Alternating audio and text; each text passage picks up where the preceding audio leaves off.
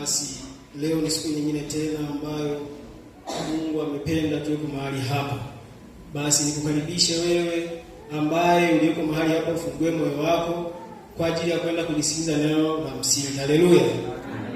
Basi neno la leo nimelipa kichwa kinachosema kwamba mazoea katika wito wa kumtumikia Mungu. Haleluya.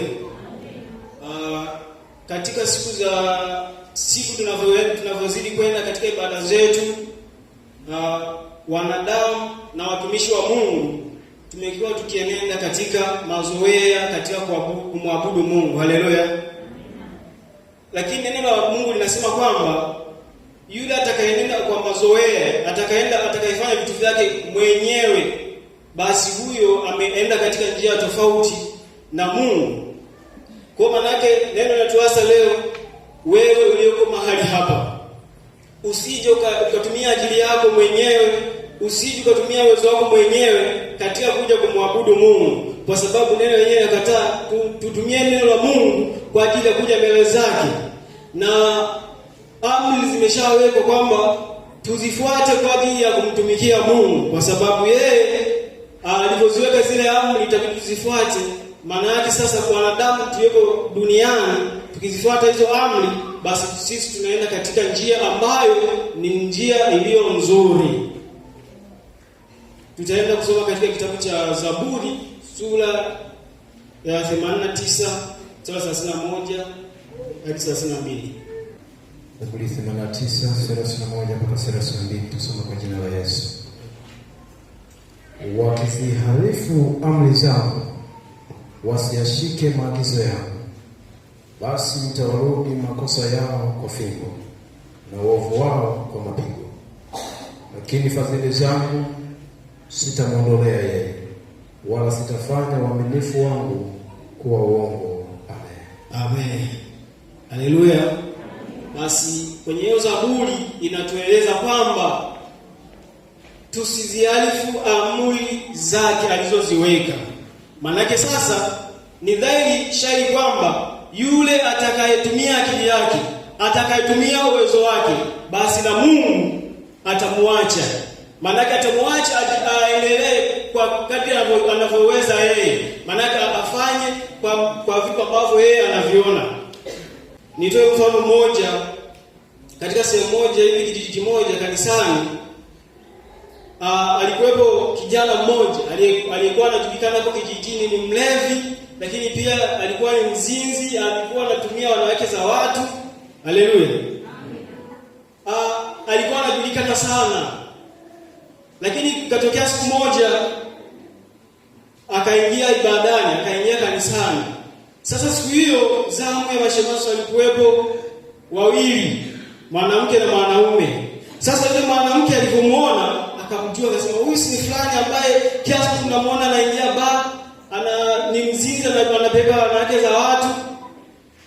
Akasema, akamwendea kumwambia kwamba subiri kwanza leo utabidi kwanza ukae hapa nje kwanza kabla ya kuingia, kwa sababu huko ndani tunaoingia wote ni watakatifu, haturuhusu kitu kichafu. Kwa maana yake alimstopisha pale nje, akakaa pale nje. Kwa maana yake yule shemasi wa kiume alipoona vile, akamwita yule shemasi wa kike kwamba njoo tuongee kwa kidogo. Kwa maana yake alipoenda kuongea pale, anasema kwamba tumruhusu aingie tu, kwa sababu hapa kanisani Mungu yeye ndiye anajua kwamba amemwokoaje. Tusitumie akili zetu, tusitumie nguvu zetu kumhukumu mtu kwamba amekuaje. Haleluya. Fundisho hili ni kwamba kanisani sio kanisa la watakatifu tu. Haleluya. Kanisani ni sehemu ambayo ni ya wokovu pia. Maana yake ni sehemu ambayo wanaokolewa watu wengi. Nichukue mfano kwamba kanisani kama garage. Haleluya. Gari lisipokuwa bovu haliwezekani wapi? Garage. Kwa maana yake sasa gari ambalo ni bovu tunashukulia ni wale watu ambao walikuwa bado hawajampokea Mungu. Kwa maana yake ili gari lije garage lazima liwe bovu. Maana yake sasa kanisani tunapokea watu wote. Kwa ni vizuri zaidi ukimwona ndugu yako, ukimwona jirani yako au yule mtu ambaye anaenenda kinyume, basi umshauri aje kanisani, kwa sababu huwezi kujua mapenzi ya Mungu ni yapi. Anaweza kaja siku hiyo hiyo na akaokolewa. Haleluya. Na akishaokolewa, basi ujue huyo atakuwa na nguvu zaidi. Kuna mifano mingi sana. Yaani wale watu ambao kutoka katika dhambi wakiokolewa wao wanakuja na moto sana. Na hao ndio wanasababisha watu wengi waokolewe. Kwa sababu wao wamepitia yaliyo mengi, wamepitia yaliyo magumu zaidi. Haleluya. Kwa hiyo maana watatumia ule uzoefu wao waliokuwa wanatumia duniani kuja kuokoa walioko duniani na kuwafundisha vyema. Lakini leo kama neno letu linavyosema mazoea katika kumtumikia Mungu, nimetolea sababu ambazo zinaweza zikaleta mazoea ibadani au sababu ambazo zinaweza zikafanya mtu awe na mazoea. Sababu ya kwanza ni kwamba kukosa hofu ya Mungu. Kuna watu mpaka muda huu hawana hofu kabisa na Mungu. Maana wanatumia uwezo wao, wanatumia fikra zao kuwajaji watu, yaani kuwahukumu watu. Kwa maana yake wewe mtu wa Mungu uliyeko mahali hapa, nikuombe uwe na hofu ya Mungu. Lakini kuwa na hofu na Mungu sio kuwa kumwogopa Mungu, yaani sio kuwa na hofu dhidi ya Mungu, yaani ni kuogopa kile ambacho unakitenda wewe, kwa kuwa ukikitenda kitaenda kumchukiza Mungu. Haleluya. Kwa maana yake itakubidi wewe uwe na hofu na Mungu.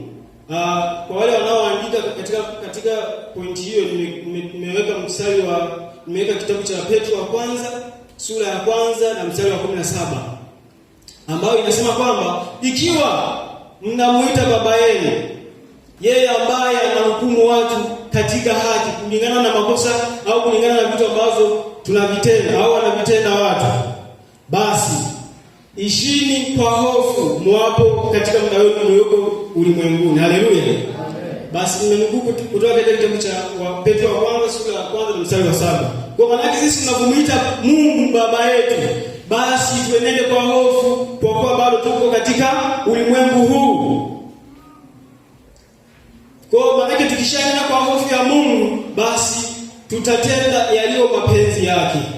Pointi ya pili nimesema kutokuzishika amri za Mungu. Hii tumeshaisoma katika Biblia ya Zaburi sura ya 89 mstari wa 31 hadi 32.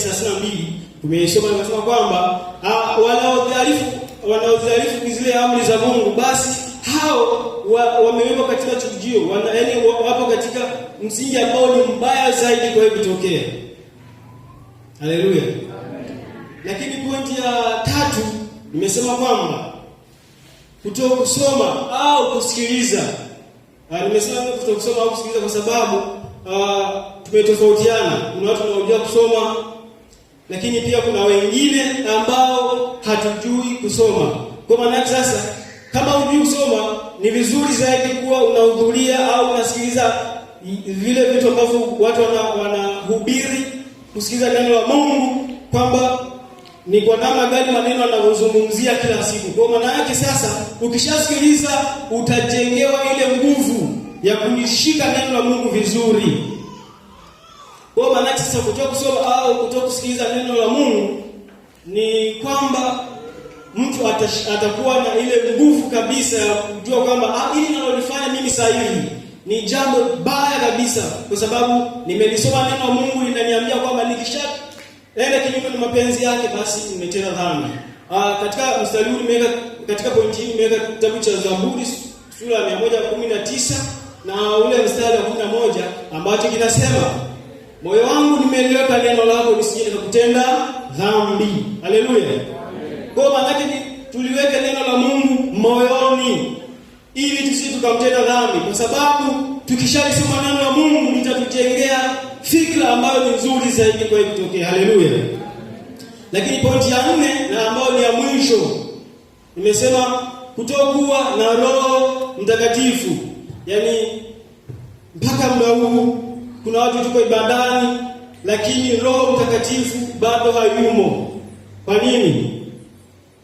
Unamkuta mtu akiingia mtaani, yaani ametoka ibadani sasa hivi muda huu, amesikiliza neno la Mungu, ameimba nyimbo za wokovu, nini kila kitu, ameangalia watumishi wa Mungu wakiimba nyimbo zao, lakini akishaingia mtaani basi anaenda kubadilika. Maana yake sura utakayomwona akiwa kanisani ni tofauti kabisa na atakayokuwa mtaani. Kwa maana yake kwamba sio mtakatifu ndani ya roho yake, yaani maana yake Roho Mtakatifu hayupo ndani yake. Haleluya. Kwa maana yake ni vizuri zaidi tukiwa ibadani, lakini pia tukiwa mitaani tuwe na sura moja, kwa sababu Mungu anasema kwamba wale ambao wanaenda katika njia mbili, basi wao watakuwa na Mungu wao. Maana yake wanajua wanachofanya wao, maana yake tutakuwa tuwe na njia hiyo moja, kama tujue tutamtumikia nani, ni Mungu pekee. Kwa maana yake tuwapo kanisani na tuwapo mitaani tuwe vile vile tulivyokuwa. Maana yake tuwahubiri wengine vile ambavyo tumevisikia ibadani na vile ambavyo tumeviona. Kwa maana yake ili kuwaokoa, ndio maana Mungu anasema kwamba amezigawa karama mbalimbali. Zile karama tuzitumie vizuri kwa ajili ya kuokoa walioko duniani ambao hawaelewi kitu chochote. Haleluya. Basi kwa aliyesikiza neno hili, na Mungu ambariki.